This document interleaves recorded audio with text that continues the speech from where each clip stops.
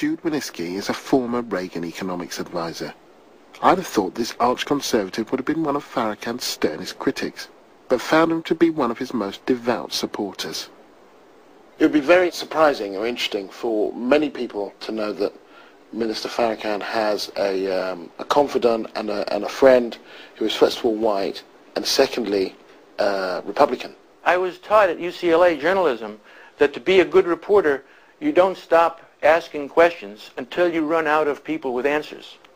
So where I was told Minister Farrakhan is bigoted, he's prejudiced, he's anti-Semitic, I said, well, I have to see for myself. When Minister Farrakhan came and spoke to my conference in Boca Raton, Florida, I mean, you got a standing ovation, and half of the people, my clients, are Jewish. They're all in the financial world. But they never heard that before. He got up and he said, if the government gives the family free food, free clothing, free housing, free education, free transportation, what is the father of the family to do? What's left for the father? See, that's the job of the breadwinner, to do those things. And, you know, it's a great message. Farrakhan has crossed the colour line, not only in politics, but religion too. I've known the minister both as someone who I have great respect for, as a prophetic voice, as a mentor, but also as a friend and as a brother. We've become very close friends over the years. Our families have been close. He's shared dinner in my house, as I have at his many, many times. He has preached from our pulpit here in this church on 3 different occasions. We've worked together on issues not only for this community, but in the city and in the nation. Father Michael Flager ministers to St. Sabina, an African-American Catholic church a short distance from the nation's main mosque, Mosque Mariam. His personal and pastoral relationship with Farrakhan suggests, at the very least, that perceptions of Farrakhan as a religious zealot and racist bigot need refining.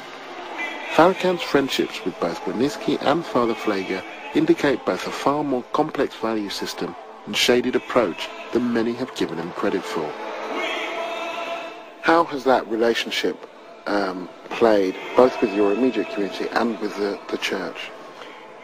Mixed. Mixed with my immediate community, strong and supportive. The church was not supportive. They were wanted me to disinvite him. The ADL at that time threatened to boycott and to picket the church on that Sunday morning. That's the Anti-Defamation League. The Anti-Defamation League. Received a number of hate calls and threats regarding having the minister here, not just the first time, but each time that he's spoken here. But I am not ashamed, or would I ever go back on my friendship or my support for the minister.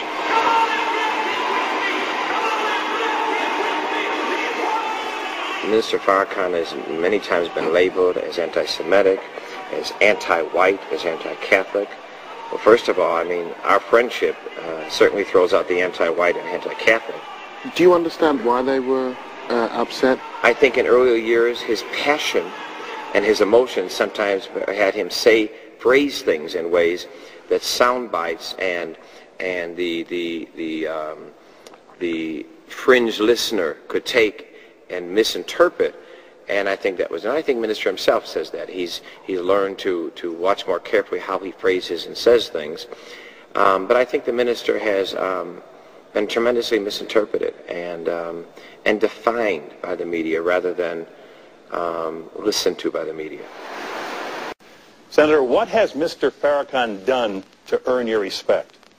Yeah, I have respect for him as a fellow human being, and I have respect for some of the things his followers do, including those that I've observed and had some contact with in Connecticut in terms of their commitment to their families, the whole movement of acceptance of responsibility by the men within his movement for their families. So it's in that sense that I said I had some respect for him. Look, if I ever get to meet with him, it may be that there's no change, and that's the worst that would have happened. Nothing would have been gained. Maybe there's a chance to do something constructive here, and that's been my nature throughout my life.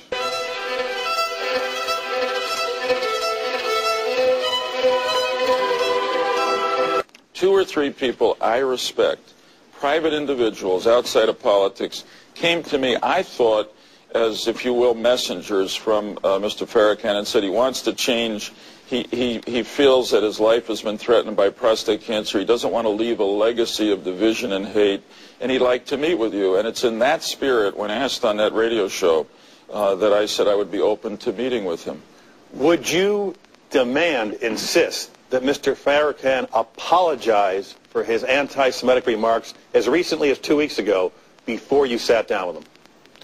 No, I thought, look, this is not going to happen before the election because of all the tumult around it, and I think nothing constructive would come out of it. But, you know, if there's a sincere intention that was expressed to me by people close to him and people who I respect to begin a dialogue and hopefully to create some bridges, not just to the Jewish American community, but to a lot of others that he's offended and hurt over the years, and to use the power he has, as I think he tried to recently in the Million Family March, which was open beyond his followers, beyond his religion, then I'm open to a quiet, private discussion. That's the way progress occurs. Again, you don't make peace with your friends. You have to reach out to make things better.